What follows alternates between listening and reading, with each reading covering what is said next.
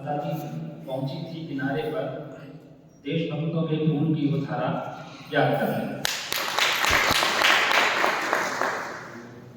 आदरणीय मुख्य अतिथि श्री लाखन सिंह जी, आदरणीय सचिव महोदय, आदरणीय प्रिंसिपल मैडम, आदरणीय एचओडी सर, मेरे शिक्षक साथीगण और प्यारे बच्चों, आप सभी को इस 74वें गणतंत्र दिवस की हार्दिक शुभकामनाएं।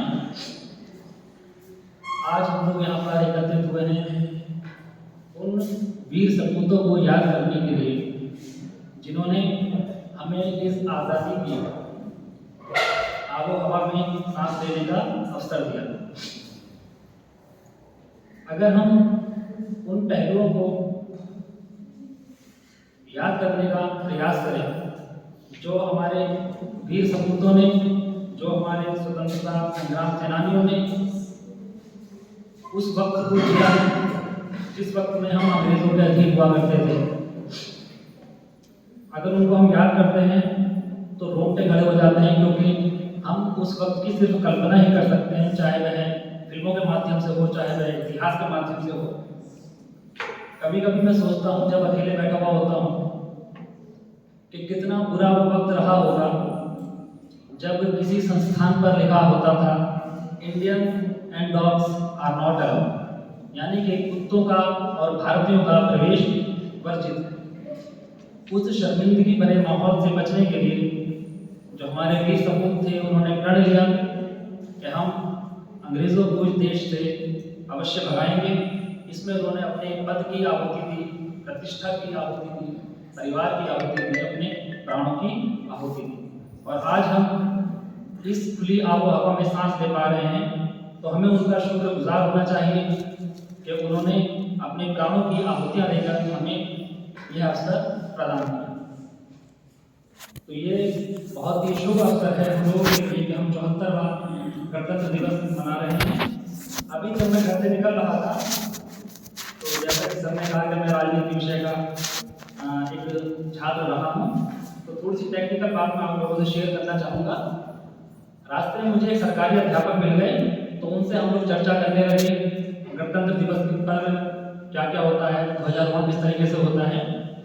तो उनसे बातचीत करते हुए उन्होंने, जो कि आज गणतंत्र दिवस है, आज ध्वज फहराया जाता है, ध्वजारोहण नहीं किया जाता। तो उन्होंने मुझसे कहा कि आज ध्वजारोहण का समय जो है 9:30 बजे का है। तो मैंने सर उनसे कहा बड़ी विनम्रता से कि सर ये ध्वजारोहण नहीं होता है, ये ध्वज फहराना होता है। तो उन्होंने कहा कि इसमें भी कोई फर्क है? तो मैंने कहा बिल्कुल इसमें फर्क होता है।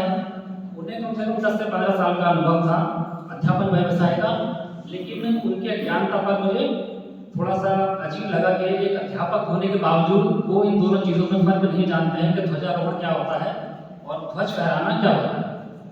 तो मैंने सोचा कि चलिए, अगर आज मुझे अवसर मिलता है तो मैं कॉलेज में अपने स्टूडेंट्स के साथ इस बात को शेयर करूंगा, इसमें अंतर को बताने का प्रयास करूंगा। तो ध्वजारोहण सामान्य भाषा में कह देते हैं ध्वजारोहण है या ध्वज फहराना है, लेकिन अगर हम इसकी गहराई में जाएं तो दोनों में पर्याप्त अंतर पाया जाता है। आप सभी लोग जानते हैं कि 15 अगस्त 1947 को हमारा देश आज़ाद हुआ था। तो उस वक्त जो झंडा फहराया जाता है उसे ध्वजारोहण कहा जाता है। इंग्लिश में उसके लिए शब्द आता है फ्लैग होस्टिंग का। फ्लैग होस्टिंग का मतलब क्या होता है, क्योंकि उस वक्त अंग्रेज जा रहे थे, तो उनका जब ध्वज था उसको नीचे लाया गया और भारतीय तिरंगे को ऊपर ले जाया गया, आरोहण किया गया। आरोहण का मतलब होता है ऊपर ले जाना, तो इसलिए इसे फ्लैग होस्टिंग कहा जाता है, ध्वज आरोहण। और उसके बाद फिर जब हमारा संविधान के लिए सभा का गठन हुआ और 2 साल 11 महीने 18 दिन की मेहनत के बाद जब हमारा संविधान बनकर तैयार हुआ, 26 नवंबर 1949 को इसे अपनाया गया और 26 जनवरी 1950 को लागू किया गया। तो उस वक्त जो होता है उसे ध्वज फहराना कहते हैं। इंग्लिश में शब्द आता है फ्लैग अनफर्लिंग, यानी कि ध्वज को फहराना। उसमें ध्वज को नीचे से ऊपर ना ले जाकर ऊपर ही ध्वज बना हुआ होता है, उसे खोलकर फहराना होता है।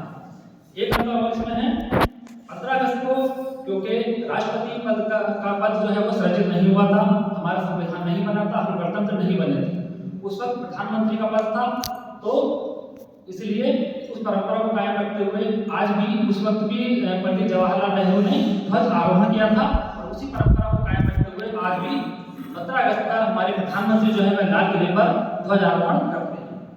दूसरा, 26 जनवरी को जब हमारा संविधान लागू हुआ उस वक्त राष्ट्रपति का पद सृजित हो चुका था और पंडित राजेंद्र प्रसाद हमारे प्रथम राष्ट्रपति बने थे। तो उस वक्त जो ध्वज फहराया गया था वह राष्ट्रपति द्वारा फहराया गया था। और क्योंकि राष्ट्रपति हमारे संवैधानिक प्रमुख होते हैं जबकि प्रधानमंत्री हमारे राजनीतिक प्रमुख होते हैं, इसमें अंतर है थोड़ा सा।